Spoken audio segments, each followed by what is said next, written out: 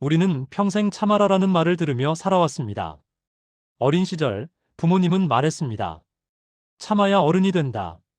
학교에서도 선생님은 가르쳤습니다. 참을 인자 3번이면 살인도 면한다. 결혼하고 나서는 시댁에서, 친정에서, 배우자에게서 똑같은 말을 들었습니다. 참아야 가정이 평화롭다. 참는 것은 미덕이었습니다. 참는 사람은 성숙한 사람이고 참지 못하는 사람은 미성숙한 사람이라 여겨졌습니다. 그래서 우리는 참았습니다. 말하고 싶은 것을 삼키고 화가 나도 얼굴에 드러내지 않고 서러워도 눈물을 감췄습니다. 그렇게 참고 또 참으며 살아온 세월이 몇십 년입니다. 그런데 이상합니다. 참으면 참을수록 마음이 편해져야 하는데 오히려 마음속 어딘가에는 무거운 돌덩이가 하나씩 쌓여가는 것만 같습니다. 참았던 말들이 목구멍 어딘가에 걸려 있고 삼켰던 감정들이 가슴 한구석에 응어리져 있습니다. 부처님은 이미 2500년 전에 이 진실을 꿰뚫어 보셨습니다. 마음에 눌러 담은 것은 사라지지 않고 언젠가 더 크게 돌아온다. 참는다는 것은 문제를 해결하는 것이 아니라 단지 문제를 미루는 것에 불과합니다. 마치 쓰레기를 치우지 않고 이불로 덮어두는 것과 같습니다. 겉으로는 깨끗해 보이지만 이불 속에서는 악취가 점점 심해집니다. 우리가 참아온 것들을 하나씩 떠올려 봅시다. 남편의 무심한 말 한마디. 그때 아무렇지 않은 척했지만 그 말은 여전히 가슴 한편에 남아 있습니다. 자식이 귀찮다는 듯 대했던 그 표정. 괜찮다고 웃어넘겼지만 그 순간의 서러움은 아직도 선명합니다. 직장에서 억울한 일을 당했을 때도 참았습니다. 참아야 승진한다고 믿었으니까요. 친구에게 섭섭한 일을 당했을 때도 참았습니다. 관계를 유지해야 한다고 생각했으니까요. 그렇게 우리는 평생 참는 연습만 했습니다. 정작 마음을 돌보는 법, 감정을 건강하게 표현하는 법, 상처를 치유하는 법은 배우지 못했습니다. 부처님께서는 고통의 시작이 바로 여기에 있다고 말씀하셨습니다. 참는다는 행위 자체가 이미 집착의 시작이라는 것입니다. 무언가를 꾹꾹 눌러 담는다는 것은 그것을 완전히 놓지 못했다는 증거입니다. 봄이 되면 얼음이 녹듯이 참았던 감정들도 언젠가는 녹아 흘러나옵니다. 하지만 그때는 이미 너무 많이 쌓여서 한꺼번에 무너져 내립니다. 평생 참고 살던 사람이 어느 날 갑자기 폭발하는 이유가 바로 여기에 있습니다. 참음은 강함이 아니다. 집착을 놓지 못하는 약함이다. 부처님의 이 말씀은 우리가 믿어온 모든 것을 뒤집습니다. 참는 것이 미덕이라고 배웠는데 부처님은 그것이 오히려 고통의 씨앗이라 말씀하십니다. 그렇다면 우리는 어떻게 해야 할까요? 참지 말고 모든 것을 표현해야 할까요? 화가 날 때마다 화를 내고 서러울 때마다 눈물을 흘려야 할까요? 부처님의 가르침은 그렇게 단순하지 않습니다. 부처님은 참으라고도 표출하라고도 하지 않으셨습니다. 대신 이렇게 말씀하셨습니다. 감정을 억누르지도 휘둘리지도 말라. 다만 관찰하라. 참는 것의 문제는 감정을 억누른다는 데 있습니다. 표출하는 것의 문제는 감정에 휘둘린다는 데 있습니다. 부처님이 제시한 길은 그 중간입니다. 감정을 있는 그대로 바라보되 거기에 사로잡히지 않는 것입니다. 이것이 바로 부처님이 말씀하신 노음의 시작입니다. 우리는 지금까지 참는 것이 유일한 선택지라고 믿었습니다. 하지만 부처님은 또 다른 길이 있다고 말씀하십니다. 참지도 않고 싸우지도 않으며 그저 마음을 거두는 길. 그것이 바로 진정한 자유로 가는 길입니다. 사람들은 자주 이렇게 말합니다. 난 아무것도 기대하지 않아. 그냥 내 할 일만 할 뿐이야. 정말 그럴까요? 참는 사람의 마음속을 들여다보면 거기에는 언제나 은밀한 기대가 숨어 있습니다. 말로는 괜찮아라고 하지만 마음속으로는 이렇게 생각합니다. 이만큼 했으니 언젠가는 알아주겠지. 이렇게까지 참았으니 나중에는 고마워하겠지. 내가 이렇게 양보했으니 상대도 언젠가는 양보하겠지. 이것이 바로 참음의 정체입니다. 참음은 순수한 인내가 아니라 미래에 대한 투자입니다. 지금 참으면 나중에 보상받을 거라는 기대. 이것이 우리가 참는 진짜 이유입니다. 시어머니의 잔소리를 참는 며느리는 생각합니다. 내가 이렇게 잘하면 언젠가는 인정받겠지. 무관심한 남편을 참는 아내는 기대합니다. 내가 이렇게 헌신하면 언젠가는 사랑받겠지. 자식의 무례함을 참는 부모는 믿습니다. 내가 이렇게 주면 나중에는 효도하겠지. 하지만 그 언젠가는 오지 않습니다. 부처님께서는 이미 이 진실을 간파하셨습니다. 기대가 남아있는 한 고통도 함께 남아있다. 기대는 항상 실망을 낳습니다. 기대가 클수록 실망도 큽니다. 그리고 실망이 쌓이면 원망이 됩니다. 참고 또 참았는데 아무도 알아주지 않을 때 우리는 원망하게 됩니다. 내가 얼마나 참았는데, 내가 얼마나 양보했는데, 내가 얼마나 희생했는데. 이 말 속에는 억울함이 가득합니다. 하지만 부처님의 눈으로 보면 이 억울함의 뿌리는 상대방이 아니라 바로 내 안의 기대입니다. 실제로 우리 주변을 보면 이런 경우가 너무나 많습니다. 30년 넘게 시댁 식구들을 극진히 모신 한 여성이 있었습니다.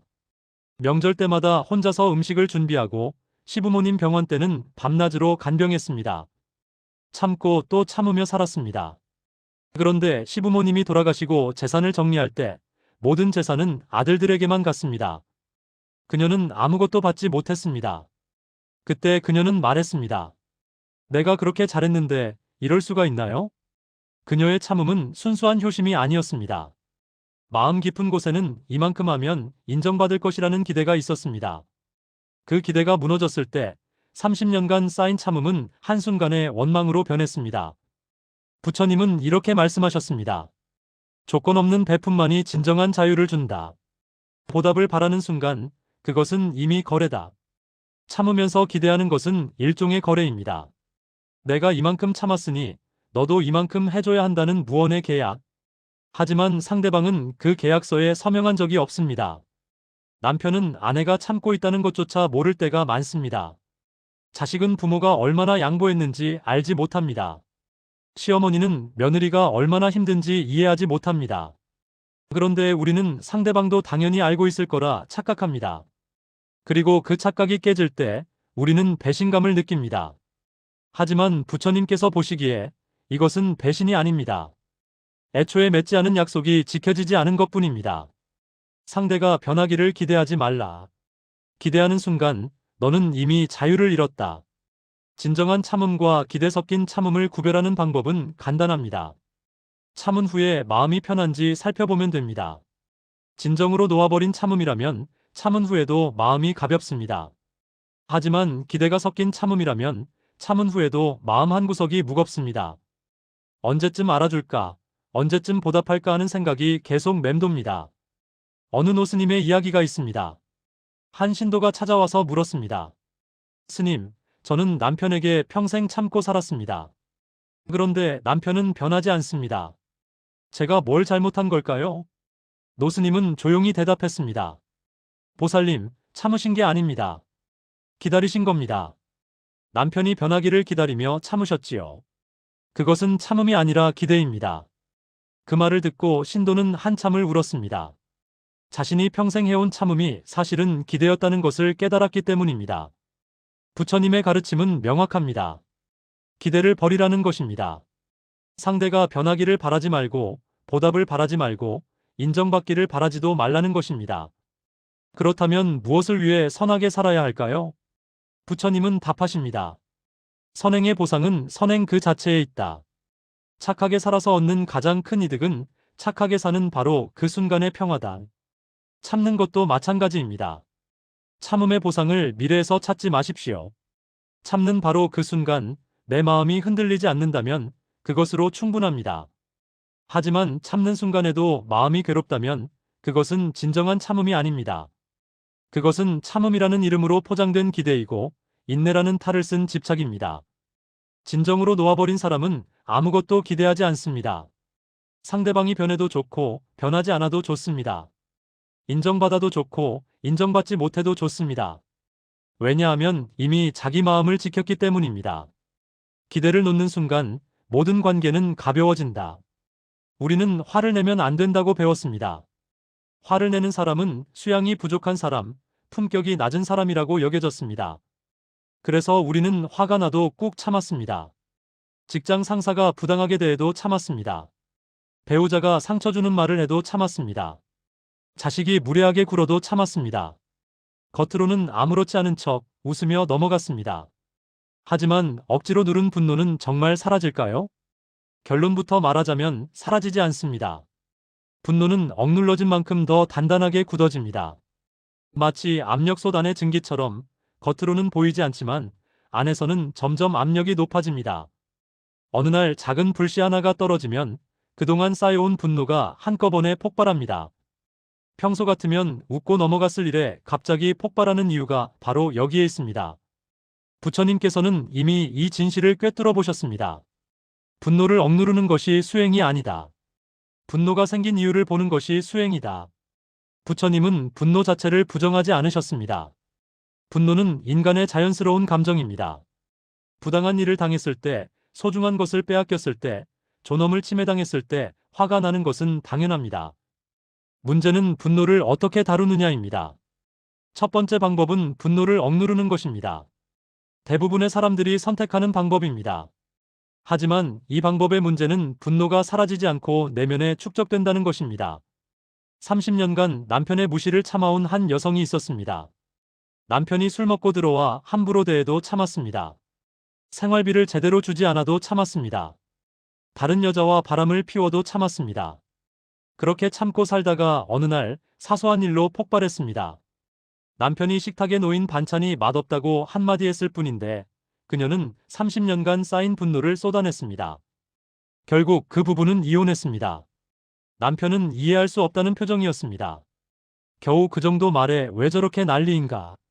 하지만 그것은 겨우 그 정도가 아니었습니다. 30년간 쌓인 분노의 폭발이었습니다. 부처님은 이렇게 말씀하셨습니다. 작은 분노를 참으면 큰 분노가 된다. 큰 분노를 참으면 마음의 병이 된다. 두 번째 방법은 분노를 그대로 표출하는 것입니다. 화가 나면 소리 지르고 물건을 던지고 상대방을 공격하는 것입니다. 하지만 이 방법 역시 문제가 있습니다. 분노를 표출하는 순간은 후련할지 모릅니다. 하지만 그 후에는 더 큰 후회와 죄책감이 찾아옵니다. 관계는 파괴되고 상처는 더 깊어집니다. 그리고 무엇보다 분노의 뿌리는 여전히 남아 있습니다. 부처님께서 제시하신 세 번째 방법이 있습니다. 바로 분노를 관찰하는 것입니다. 화가 났을 때 나는 지금 화가 났다고 알아차려라. 그것만으로도 분노는 절반으로 줄어든다. 분노를 관찰한다는 것은 무엇일까요? 화가 치밀어 오를 때 그 화를 억누르지도 표출하지도 말고 그저 바라보는 것입니다. 아, 지금 내 가슴이 뜨거워지고 있구나. 지금 내 주먹이 저절로 쥐어지고 있구나. 지금 내 머릿속에 상대방을 비난하는 말들이 떠오르고 있구나. 이렇게 분노를 마치 제3자처럼 관찰하는 순간 신기한 일이 일어납니다. 분노와 나 사이에 공간이 생깁니다. 분노에 휘둘리지 않고 분노를 바라볼 수 있는 여유가 생깁니다. 그리고 그 여유 속에서 우리는 물을 수 있습니다. 왜 나는 지금 화가 났을까? 무엇이 나를 이렇게 화나게 했을까? 대부분의 경우 분노의 이유를 들여다보면 기대가 있습니다. 상대방이 이렇게 해줬으면 하는 기대, 이렇게까지는 하지 말았으면 하는 기대. 그 기대가 무너졌을 때 우리는 화가 납니다. 남편에게 화가 나는 이유는 남편은 아내를 존중해야 한다는 기대가 있기 때문입니다. 자식에게 화가 나는 이유는 자식은 부모에게 효도해야 한다는 기대가 있기 때문입니다. 부처님은 말씀하십니다. 분노는 내가 만든 기대가 무너질 때 생긴다. 기대를 놓으면 분노도 사라진다. 한 스님의 이야기가 있습니다. 어느 날 누군가 그 스님에게 침을 뱉었습니다. 주변 사람들은 모두 분노했습니다.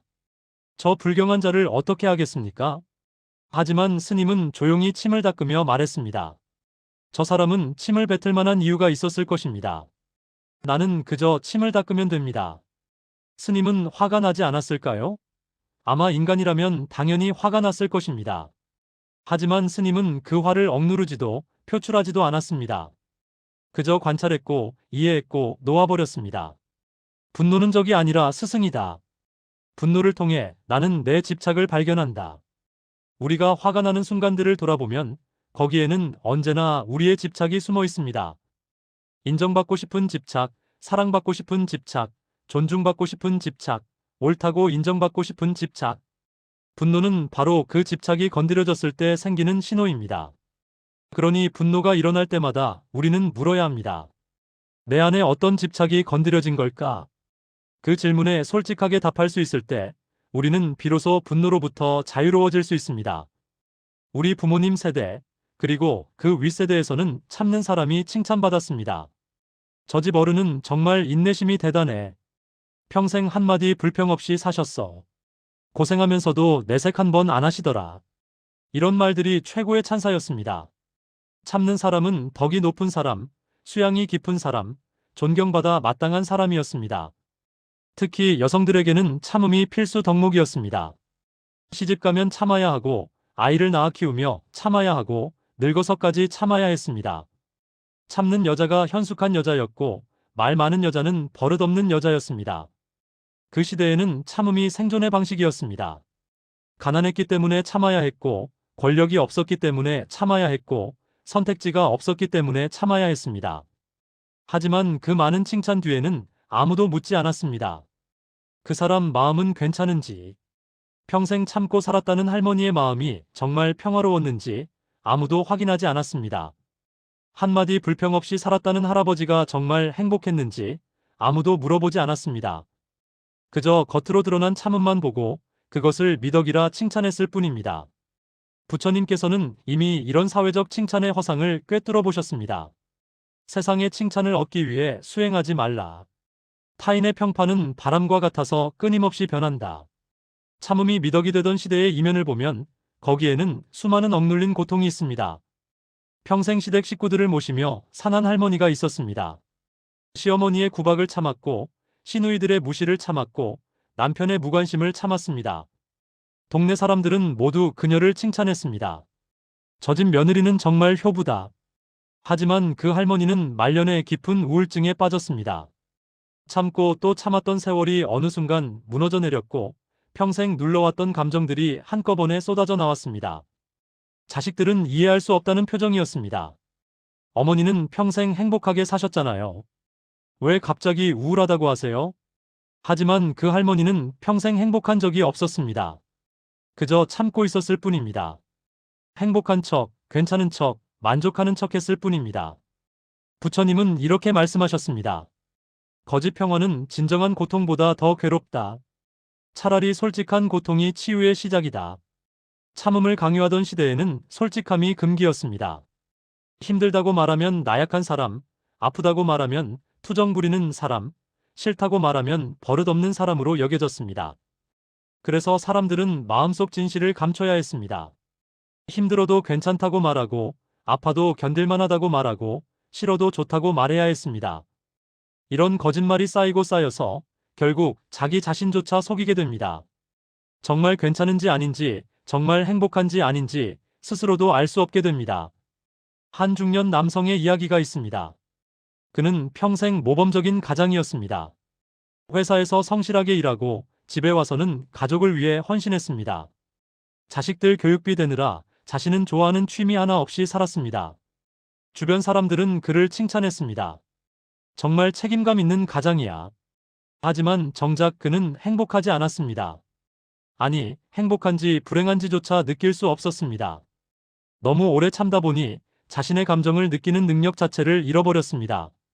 정년퇴직 후 그는 깊은 공허함에 빠졌습니다. 평생 무엇을 위해 살았는지, 무엇이 행복이었는지 알 수 없었습니다. 부처님께서는 이렇게 경고하셨습니다. 자신의 마음을 속이며 사는 것은 가장 큰 자해다. 참음이 미덕이 되던 시대는 지나갔습니다.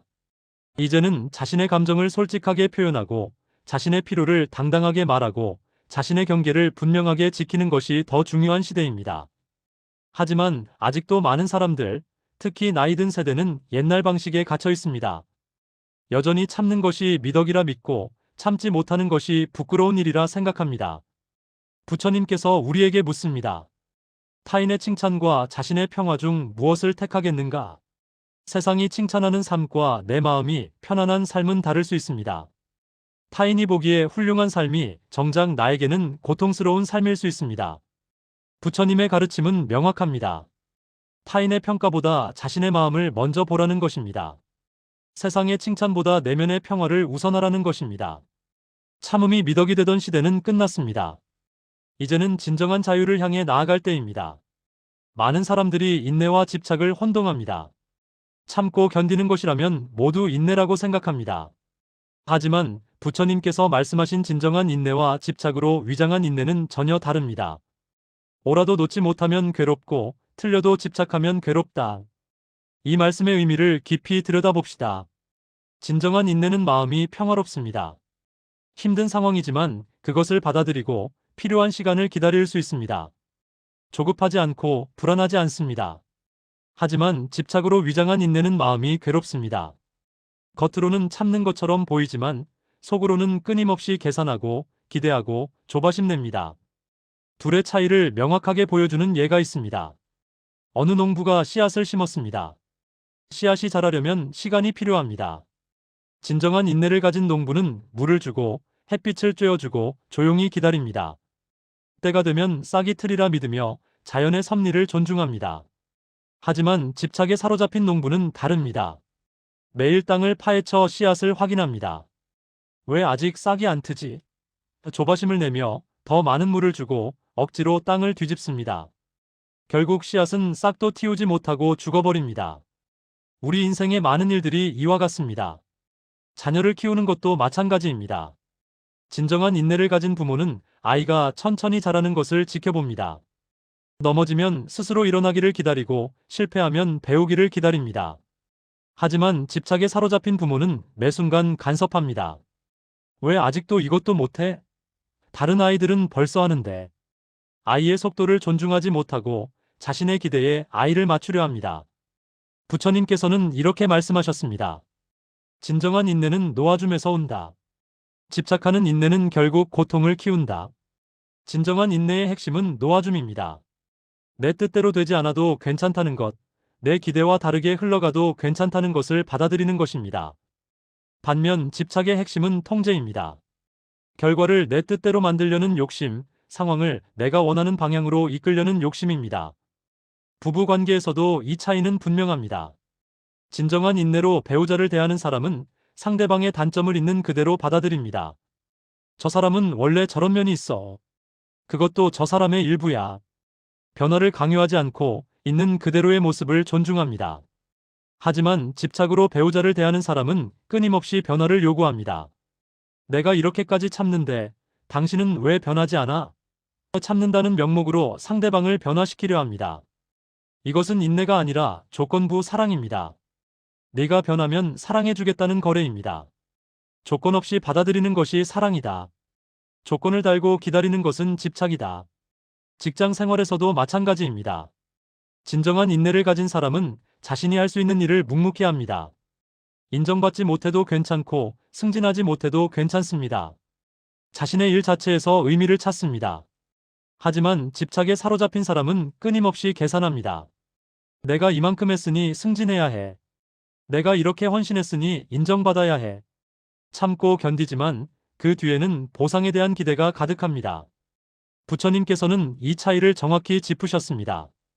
보상을 바라지 않는 노력은 가볍고 보상을 바라는 노력은 무겁다. 그렇다면 진정한 인내와 집착을 어떻게 구별할 수 있을까요? 가장 간단한 방법은 자신의 마음을 관찰하는 것입니다. 참고 있을 때 마음이 평화로운지 확인해 보십시오. 마음이 편안하고 고요하다면 그것은 진정한 인내입니다.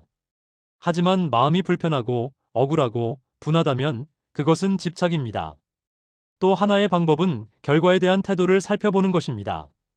내가 원하던 결과가 나오지 않았을 때 어떤 감정이 드는지 확인해 보십시오. 담담하게 받아들일 수 있다면 진정한 인내였던 것이고 억울하고 분하다면 집착이었던 것입니다.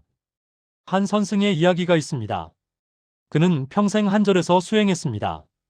30년이 넘도록 아무런 깨달음도 얻지 못했습니다. 주변 사람들은 안타까워했습니다. 하지만 그는 조금도 조바심 내지 않았습니다. 매일 똑같이 참선하고 똑같이 일하고 똑같이 살았습니다. 어느 날 누군가 물었습니다. 스님, 30년이 넘도록 아무 소득이 없는데 왜 계속하십니까? 스님은 웃으며 대답했습니다. 소득을 바라지 않기 때문입니다. 그 순간 스님은 깨달았습니다. 그가 30년간 한 것이 바로 진정한 인내였다는 것을, 그리고 그 인내 자체가 이미 깨달음이었다는 것을. 인내는 목적이 아니라 과정이다. 인내하는 그 순간이 이미 완성이다. 우리는 자주 착각합니다. 지금 참으면 나중에 좋은 결과가 올 거라고. 하지만 부처님의 가르침은 다릅니다. 지금 참는 이 순간 자체가 의미입니다. 결과를 위해 참는 것이 아니라 참는 것 자체가 수행입니다. 집착을 놓고 진정한 인내를 실천하는 법은 간단합니다. 먼저 기대를 내려놓으십시오. 이만큼 했으니 이 정도는 받아야 한다는 생각을 놓으십시오. 둘째, 과정에 집중하십시오. 결과가 아니라 지금 이 순간 내가 하고 있는 일 자체에 집중하십시오. 셋째, 마음의 상태를 살피십시오. 참으면서도 마음이 평화로운지 아니면 괴로운지 계속 확인하십시오. 집착을 놓는 순간 인내는 더 이상 무겁지 않다. 가장 많이 참는 관계는 어디일까요? 바로 가족입니다. 가족이니까 참아야지. 부모니까 자식이니까 참아야지. 부부니까 이해하고 넘어가야지. 우리는 가족이라는 이유로 더 많이 참습니다. 타인에게는 절대 참지 않을 일도 가족에게는 참습니다. 오히려 가까운 사이일수록 더 참아야 한다고 배웠습니다. 하지만 부처님께서는 이렇게 말씀하셨습니다. 가장 가까운 인연이 가장 큰 집착이 되기도 한다. 가족이기 때문에 참는 것, 그것이 정말 사랑일까요? 아니면 집착일까요? 많은 부모들이 자식을 위해 평생을 희생합니다. 먹고 싶은 것도 참고, 하고 싶은 것도 참고, 오직 자식만을 위해 삽니다. 그리고 그것을 사랑이라고 부릅니다. 하지만 자세히 들여다보면 그 사랑 뒤에는 기대가 숨어 있습니다. 이만큼 희생했으니 나중에는 효도할 것이다. 이렇게 헌신했으니 늙어서 외롭지 않을 것이다.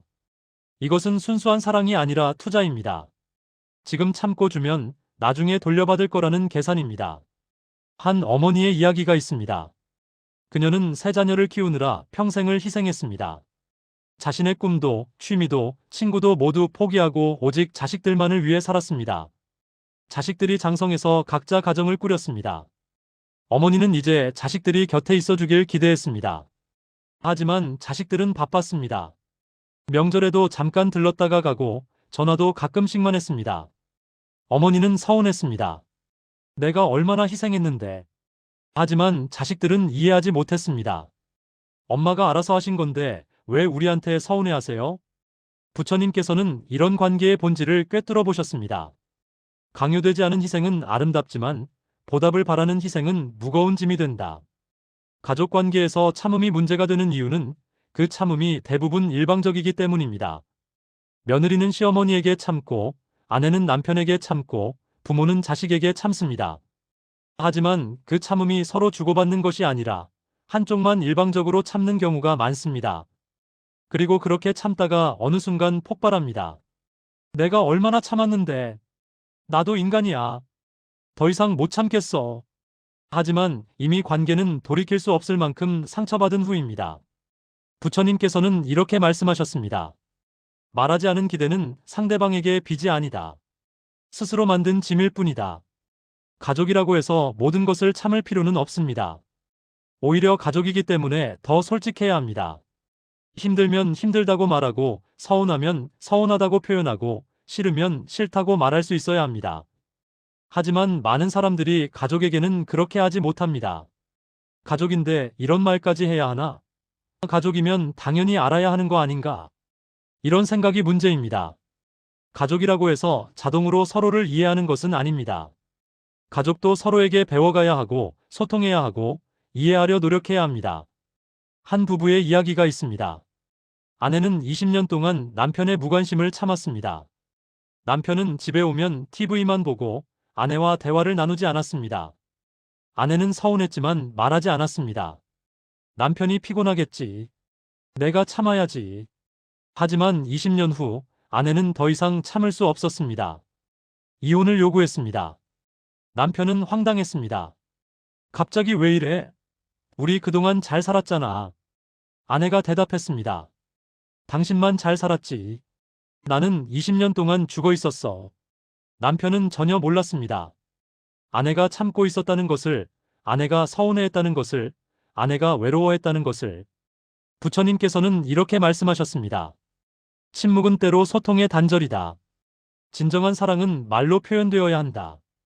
가족이라서 참는 것이 미덕이 아니라 가족이기 때문에 더 솔직해야 합니다. 자식에게 섭섭하면 섭섭하다고 말하십시오.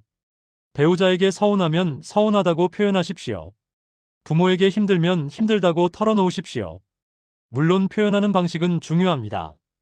비난하거나 공격하는 것이 아니라 자신의 감정을 솔직하게 나누는 것입니다. 당신 때문에 힘들어가 아니라 나는 지금 힘들어라고 말하는 것입니다. 솔직한 표현은 관계를 깨뜨리지 않는다. 오히려 더 깊어지게 한다.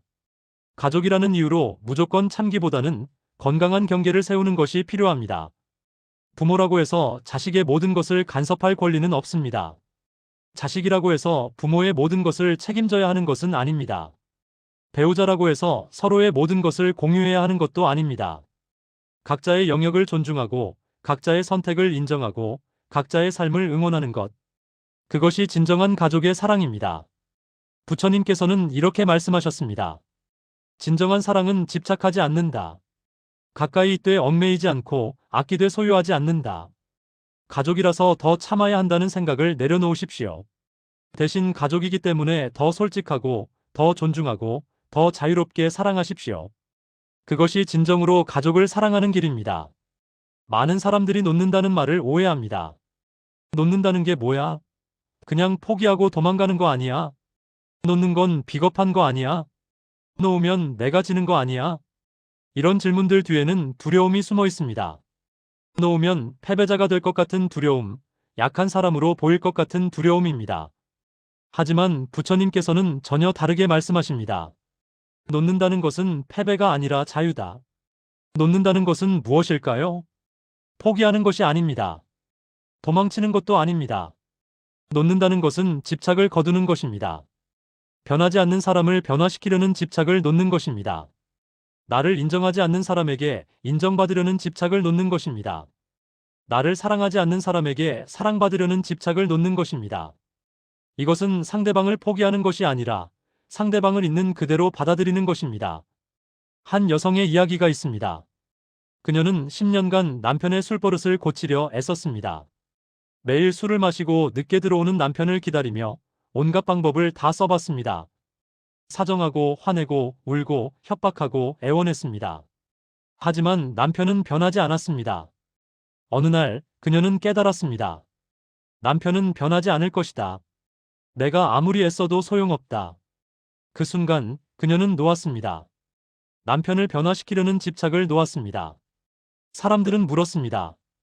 그럼 이혼한 거예요? 그녀는 대답했습니다. 아니요. 남편은 그대로입니다. 하지만 저는 더 이상 남편의 술버릇 때문에 괴로워하지 않아요. 남편의 문제는 남편의 것이고 제 인생은 제 것이니까요. 이것이 바로 노음입니다. 부처님께서는 이렇게 말씀하셨습니다. 상대를 바꾸려는 것을 멈추는 순간 나를 바꿀 힘이 생긴다. 우리는 자주 착각합니다. 상대방이 변해야 내가 행복할 수 있다고. 상황이 바뀌어야 내가 평화로울 수 있다고. 하지만 진실은 정반대입니다. 내가 먼저 평화로워야 상황이 어떻든 행복할 수 있습니다. 놓는다는 것은 무기력이 아닙니다. 오히려 진정한 힘입니다. 변하지 않는 것에 에너지를 쏟지 않고 내가 변화시킬 수 있는 것에 집중하는 힘입니다. 나를 아프게 하는 관계에 매달리지 않고 나를 성장시키는 관계에 투자하는 지혜입니다. 한 중년 남성의 이야기가 있습니다. 그는 20년간 아버지의 인정을 받으려 노력했습니다. 좋은 대학을 나오고 좋은 직장을 다니고 성공했지만 아버지는 한 번도 칭찬하지 않았습니다. 그는 계속 노력했습니다. 이 정도면 인정해 주시겠지. 하지만 아무리 성공해도 아버지는 무표정이었습니다. 어느 날 그는 깨달았습니다. 아버지는 원래 그런 분이다. 표현을 못하시는 분이다. 그 순간 그는 놓았습니다. 아버지에게 인정받으려는 집착을 놓았습니다. 신기하게도 그 후 그의 인생이 바뀌었습니다. 더 이상 아버지의 시선을 의식하지 않고 자신이 진정하고 싶은 일을 시작했습니다. 행복해졌습니다. 아버지는 여전히 무표정이었습니다. 하지만 그것은 더 이상 그를 괴롭히지 않았습니다. 부처님께서는 이렇게 말씀하셨습니다. 타인의 평가에서 자유로울 때 비로소 진정한 내가 시작된다. 놓는다는 것을 도망으로 오해하는 이유는 우리가 끝까지 싸우는 것만이 용기라고 배웠기 때문입니다. 하지만 때로는 싸우지 않는 것이 더 큰 용기입니다. 이길 수 없는 싸움을 인정하고 승부를 포기하는 것. 그것은 현명함입니다. 상대방과의 힘겨루기에서 이기는 것보다 내 마음의 평화를 지키는 것이 더 중요합니다. 이기려 들지 마라. 다만 평화를 선택하라. 실제로 놓았을 때 관계가 어떻게 변하는지 관찰해 보십시오. 어떤 경우에는 상대방이 비로소 변하기 시작합니다. 당신이 더 이상 매달리지 않자 오히려 상대방이 당신을 찾아옵니다. 어떤 경우에는 관계가 자연스럽게 멀어집니다. 그리고 그것이 오히려 서로에게 더 건강한 선택이었음을 깨닫습니다. 어떤 경우에는 상대방은 그대로인데 당신의 시선이 바뀝니다. 상대방의 단점이 더 이상 당신을 괴롭히지 않습니다. 어떤 결과가 나오든 한 가지는 분명합니다. 당신의 마음은 가벼워집니다. 놓는 순간 짐은 사라지고 자유만 남는다. 놓는다는 것은 사랑하지 않는다는 뜻이 아닙니다. 오히려 진정으로 사랑하기 위해 집착을 거두는 것입니다. 집착은 사랑이 아닙니다. 집착은 상대방을 내 뜻대로 만들려는 욕심입니다. 진정한 사랑은 상대방을 있는 그대로 존중하는 것입니다. 자식을 놓는다는 것은 자식을 버리는 것이 아닙니다. 자식의 인생은 자식의 것임을 인정하는 것입니다. 배우자를 놓는다는 것은 이혼하는 것이 아닙니다. 배우자를 변화시키려는 욕심을 내려놓는 것입니다. 부모를 놓는다는 것은 불효하는 것이 아닙니다. 부모의 인정에 목매지 않는 것입니다. 놓음은 관계의 끝이 아니라 새로운 시작이다. 오늘 당신이 놓아야 할 것은 무엇인가요? 변하지 않는 사람을 변화시키려는 헛된 노력입니까? 나를 인정하지 않는 사람에게 인정받으려는 집착입니까? 이미 끝난 관계를 붙들고 있는 미련입니까? 그것을 놓으십시오. 도망이 아닙니다. 패배가 아닙니다. 그것은 자유를 향한 용기 있는 선택입니다. 우리는 평생 경쟁하며 살아왔습니다. 누가 더 많이 가졌는지, 누가 더 성공했는지, 누가 이기고 누가 졌는지를 따집니다. 관계에서도 마찬가지입니다. 부부싸움에서도, 부모 자식 간에도, 직장에서도 누가 이기는지가 중요합니다. 하지만 부처님께서 말씀하신 승자는 우리가 생각하는 승자와 전혀 다릅니다. 이기는 사람은 집착하지 않는 사람이다. 진짜 이기는 사람은 누구일까요? 끝까지 참고 버틴 사람이 이기는 것이 아닙니다. 상대방을 굴복시킨 사람이 이기는 것도 아닙니다. 진짜 이기는 사람은 집착을 놓은 사람입니다. 말해도 변하지 않는 사람에게 더 이상 말하지 않는 사람, 기대해도 달라지지 않는 관계에서 조용히 마음을 거두는 사람, 이길 수 없는 싸움을 인정하고 평화를 선택하는 사람. 그 사람이 진정한 승자입니다. 어느 부부의 이야기가 있습니다. 그들은 매일 싸웠습니다. 작은 일에도 서로 자기가 옳다고 우겼습니다. 그리고 매번 상대방을 이기려고 애썼습니다. 아내는 생각했습니다. 내가 이겨야 남편이 변할 거야. 남편은 생각했습니다. 내가 이겨야 아내가 고분고분해질 거야. 하지만 누구도 이기지 못했습니다. 30년을 싸웠지만 둘 다 지친 패배자가 되어 있었습니다. 어느 날 아내가 먼저 놓았습니다. 당신이 옳아요. 내가 틀렸어요. 남편은 놀랐습니다. 정말? 네가 인정하는 거야? 아내는 조용히 말했습니다. 아니요. 사실 당신이 틀렸을 수도 있죠. 하지만 중요한 건 옳고 그름이 아니라 우리의 평화예요. 난 이제 이기는 것에 관심 없어요.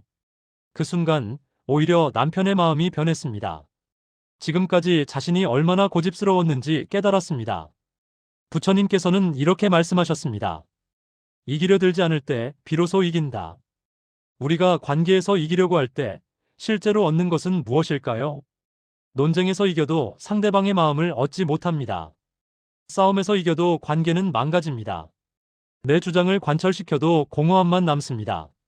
진정한 승리는 상대방을 굴복시키는 것이 아니라 내 마음을 지키는 것입니다. 직장에서도 마찬가지입니다. 상사의 부당한 지시에 끝까지 맞서 싸우는 것이 이기는 것이 아닙니다. 때로는 조용히 자리를 옮기는 것이 진정한 승리입니다. 동료와의 경쟁에서 이기는 것이 성공이 아닙니다. 경쟁 자체를 놓아버리고 내 길을 가는 것이 진정한 성공입니다. 세상과 싸우지 말라. 다만 세상에 흔들리지 않는 중심을 세워라. 한 스님의 이야기가 있습니다. 어느 날 한 남자가 찾아와 스님에게 욕설을 퍼부었습니다. 온갖 모욕적인 말을 다 했습니다. 하지만 스님은 아무 말도 하지 않고 조용히 앉아 있었습니다. 남자는 더욱 화를 냈습니다. 내 말 안 들려? 왜 대꾸를 안 해? 스님이 조용히 물었습니다. 만약 누군가 당신에게 선물을 주는데 당신이 받지 않으면 그 선물은 누구의 것입니까? 남자가 대답했습니다. 선물을 준 사람의 것이죠. 스님이 말했습니다. 당신이 나에게 욕을 했는데 내가 받지 않으면 그 욕은 누구의 것입니까? 그 말에 남자는 할 말을 잃었습니다. 부처님께서는 이렇게 말씀하셨습니다. 상대의 공격을 받아들이지 않으면 그것은 상대에게로 돌아간다. 진짜 이기는 사람의 특징은 무엇일까요? 첫째, 싸울 필요가 없는 것과 싸우지 않습니다.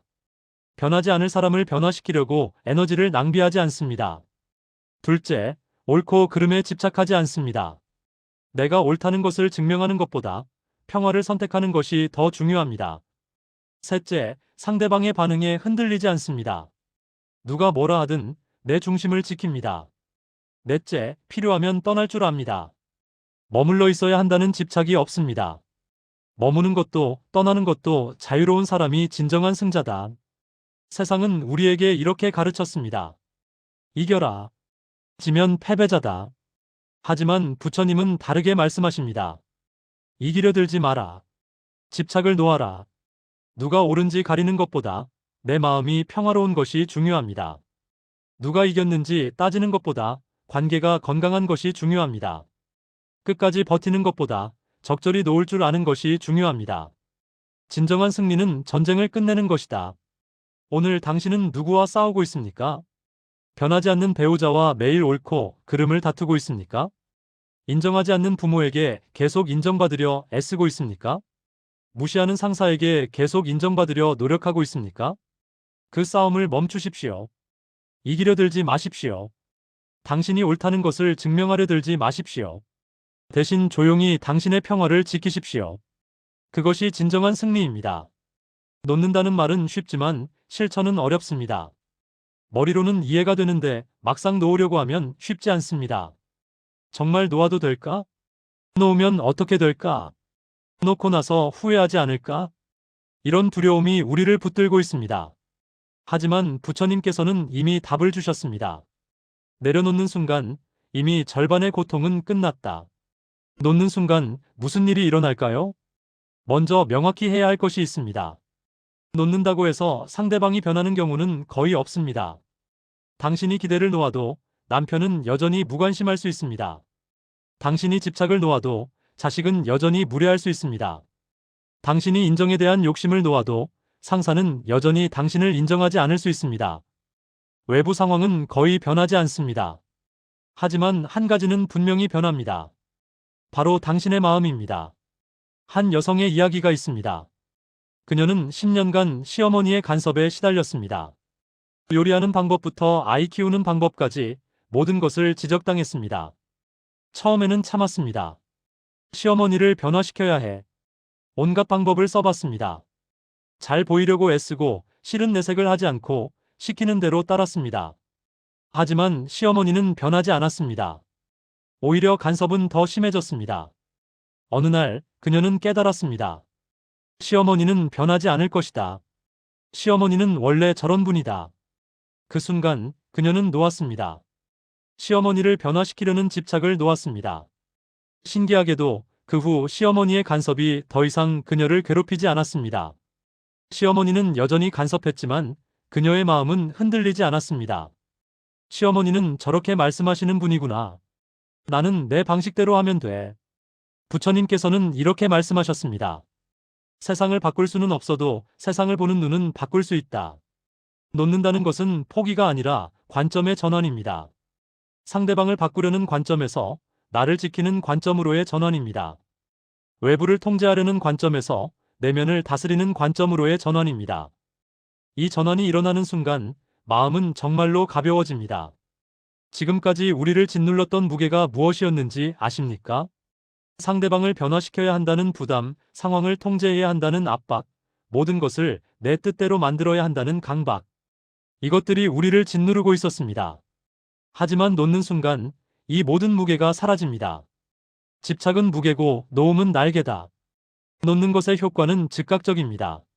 한 중년 남성이 있었습니다. 그는 평생 아버지의 인정을 갈망했습니다. 아무리 성공해도 아버지는 한 번도 칭찬하지 않았고 그것이 그를 괴롭혔습니다. 어느 날 그는 결심했습니다. 아버지의 인정을 포기하자. 그 순간 20년간 그를 짓눌렀던 무게가 사라졌습니다. 어깨가 가벼워지고 숨쉬기가 편해졌습니다. 아버지는 여전히 무표정이었습니다. 하지만 더 이상 그것이 그를 아프게 하지 않았습니다. 오히려 처음으로 아버지를 객관적으로 볼 수 있었습니다. 아버지도 표현이 서툰 분이구나. 사랑은 있지만 표현을 못하시는구나. 연민이 생겼습니다. 원망이 사라지고 이해가 찾아왔습니다. 부처님께서는 이렇게 말씀하셨습니다. 집착을 놓으면 비로소 진실이 보인다. 놓는 것은 한 번에 이루어지지 않습니다. 조금씩 천천히 이루어집니다. 처음에는 머리로만 놓습니다. 놓아야지라고 생각만 합니다. 그 다음에는 가끔씩 놓습니다. 어떤 날은 놓고 어떤 날은 다시 붙듭니다. 점점 자주 놓게 됩니다. 붙드는 시간보다 놓는 시간이 많아집니다. 마침내 완전히 놓습니다. 더 이상 붙들고 싶은 마음이 들지 않습니다. 이 과정에는 시간이 걸립니다. 조급해하지 마십시오. 놓음은 한순간이 아니라 하나의 과정이다. 놓는 연습을 어떻게 할 수 있을까요? 첫째, 매일 작은 것부터 놓는 연습을 하십시오. 오늘은 누군가의 무례한 말 한마디를 놓아보십시오. 내일은 억울한 상황 하나를 놓아보십시오. 모레는 섭섭한 감정 하나를 놓아보십시오. 작은 것들을 놓는 연습을 하다 보면 큰 것도 놓을 수 있게 됩니다. 둘째, 놓은 후의 가벼움을 기억하십시오. 무언가를 놓았을 때 얼마나 홀가분했는지 기억하십시오. 그 기억이 다음번에 놓는 것을 더 쉽게 만들어줍니다. 셋째, 놓는 것은 약함이 아니라 강함임을 기억하십시오. 세상은 버티는 것을 강함이라고 가르쳤지만 부처님은 놓는 것이 진정한 강함이라고 말씀하셨습니다. 진정 강한 사람은 붙들지 않는다. 한 노스님의 말씀이 있습니다. 젊었을 때는 모든 것을 붙들고 있었어. 명예도, 재물도, 사람도, 욕심도. 그래서 늘 힘들었어. 나이가 들면서 하나씩 놓기 시작했어. 명예를 놓고, 재물을 놓고, 사람을 놓고, 욕심을 놓았어. 놓을 때마다 몸이 가벼워졌어. 마음이 편해졌어. 이제는 거의 다 놓았어. 이 몸뚱이마저 놓으면 완전한 자유가 될 것이요. 우리도 마찬가지입니다. 조금씩 놓아가면 됩니다. 오늘은 작은 기대 하나를 놓고, 내일은 작은 집착 하나를 놓고, 모레는 작은 원망 하나를 놓으면 됩니다. 그렇게 하나씩 놓다 보면 어느 날 문득 깨닫게 됩니다. 아, 내가 이렇게 가벼워질 수 있었구나. 내려놓는 것은 잃는 것이 아니라 얻는 것이다. 무게를 잃고 자유를 얻는다. 우리는 지금까지 참는 것에 대해, 놓는 것에 대해, 그리고 진정한 자유에 대해 이야기했습니다. 이 모든 이야기의 핵심은 무엇일까요? 부처님께서 우리에게 남기신 가장 중요한 한마디는 이것입니다. 참지 마라. 대신 집착을 내려놓아라. 이 한마디에 모든 가르침이 담겨 있습니다. 참지 말라는 것은 무엇을 의미할까요? 감정을 억누르지 말라는 것입니다. 화가 나면 화가 난다는 것을 인정하십시오. 슬프면 슬프다는 것을 받아들이십시오. 서운하면 서운하다는 것을 표현하십시오. 감정을 억압하는 것은 해결이 아닙니다. 감정은 있는 그대로 바라보고 이해하고 흘려보내야 합니다. 집착을 내려놓으라는 것은 무엇을 의미할까요? 상대방을 변화시키려는 집착을 놓으라는 것입니다. 인정받으려는 집착을 놓으라는 것입니다. 사랑받으려는 집착을 놓으라는 것입니다. 집착은 고통의 뿌리입니다. 집착이 있는 한 아무리 참아도 고통은 사라지지 않습니다. 부처님의 가르침을 한 문장으로 요약하면 이렇습니다. 고통은 집착에서 오고 자유는 놓음에서 온다. 우리가 평생 배운 것과 정반대입니다. 세상은 가르쳤습니다. 참아라. 버텨라. 이겨라. 하지만 부처님은 말씀하셨습니다. 놓아라. 집착하지 마라. 자유로워져라. 어느 것이 진실일까요? 당신의 인생을 돌아보십시오. 참고 버텼을 때 정말 행복했습니까? 아니면 더 고통스러웠습니까? 집착했을 때 정말 얻었습니까? 아니면 더 많이 잃었습니까? 대부분의 경우 참을수록 더 괴로웠고 집착할수록 더 많이 잃었을 것입니다. 반대로 놓았을 때를 떠올려 보십시오. 무언가를 놓았을 때 정말 잃은 것이 있었습니까? 오히려 얻은 것이 더 많지 않았습니까? 가벼움을 얻고 평화를 얻고 자유를 얻지 않았습니까? 부처님의 가르침은 이론이 아닙니다. 실천을 통해 확인할 수 있는 진리입니다. 내 말을 믿지 말라. 직접 실천해서 확인하라. 부처님께서는 맹목적인 믿음을 원하지 않으셨습니다. 스스로 경험하고 확인하길 원하셨습니다. 그러니 오늘, 지금 작은 것 하나를 놓아보십시오. 누군가에게 받은 서운함 하나를 놓아보십시오. 상대방에 대한 기대 하나를 놓아보십시오. 인정받고 싶은 욕심 하나를 놓아보십시오. 그리고 관찰하십시오. 정말로 마음이 가벼워지는지. 가벼워진다면 그것이 진리의 증거입니다. 계속 놓으십시오. 가벼워지지 않는다면 아직 완전히 놓지 못한 것입니다. 더 깊이 놓으십시오. 부처님의 가르침은 복잡하지 않습니다. 어렵지도 않습니다. 진리는 단순하다. 복잡하게 만드는 것은 인간의 마음이다. 참지 마십시오. 그것은 해결책이 아닙니다. 대신 집착을 놓으십시오. 그것이 진정한 해결책입니다. 상대방이 변하지 않아도 괜찮습니다. 상황이 내 뜻대로 되지 않아도 괜찮습니다. 인정받지 못해도, 사랑받지 못해도, 성공하지 못해도 괜찮습니다. 왜냐하면 이 모든 것에 대한 집착을 놓았을 때 당신은 이미 자유이기 때문입니다. 자유는 많이 가진 자가 아니라 적게 집착하는 자의 것이다. 오늘 이 글을 읽는 당신에게 부처님은 말씀하십니다. 그대, 이제 그만 내려놓으시게. 계속 짊어지고 온 그 무거운 짐을 내려놓으시게. 상대방을 변화시켜야 한다는 짐을, 인정받아야 한다는 짐을, 완벽해야 한다는 짐을, 이겨야 한다는 짐을 내려놓으시게. 그 짐은 원래 그대 것이 아니었소. 그대가 스스로 짊어진 것일 뿐이요. 내려놓으면 돼요. 지금, 이 순간 내려놓으면 돼요. 그러면 그대는 알게 될 것이요. 얼마나 가벼워질 수 있는지를, 얼마나 자유로울 수 있는지를, 얼마나 평화로울 수 있는지를. 부처님의 이 말씀을 마음에 새기십시오. 오늘 이 말을 마음에 하나만 남기셔도 이 인생 조금은 가벼워질 수 있습니다. 참지 마라. 대신 집착을 내려놓아라. 이것이 부처님께서 우리에게 남기신 가장 큰 선물입니다. 이 선물을 받아들이는 것은 당신의 선택입니다. 평생 참으며 살 것인가, 아니면 오늘부터 놓으며 살 것인가. 그 선택에 따라 당신의 남은 인생이 결정됩니다. 부처님은 이미 길을 보여주셨습니다. 이제 그 길을 걷는 것은 당신의 몫입니다. 1000마일 길도 한 걸음부터. 오늘 작은 집착 하나를 놓는 것부터 시작하라. 부처님은 우리를 참고 버티는 존재로 만들지 않으셨습니다. 스스로를 지켜내는 존재로 만들고자 하셨습니다. 참는 것이 아니라 놓는 것, 버티는 것이 아니라 자유로워지는 것, 이기는 것이 아니라 평화로워지는 것. 이것이 부처님께서 우리에게 가르쳐 주신 길입니다. 오늘부터 이 길을 걸어가십시오. 한 걸음 한 걸음, 조금씩 집착을 놓으십시오. 하나씩 하나씩, 천천히 자유로워지십시오. 그러면 어느 날 문득 깨닫게 될 것입니다. 아, 인생이 이렇게 가벼울 수 있었구나. 아, 내가 이렇게 자유로울 수 있었구나. 아, 행복이 이렇게 가까이 있었구나. 그날이 하루빨리 오기를 부처님과 함께 기원합니다. 참지 마라. 대신 집착을 내려놓아라. 이 한마디를 가슴에 새기고 오늘부터 새로운 삶을 시작하십시오. 당신의 자유와 평화를 응원합니다.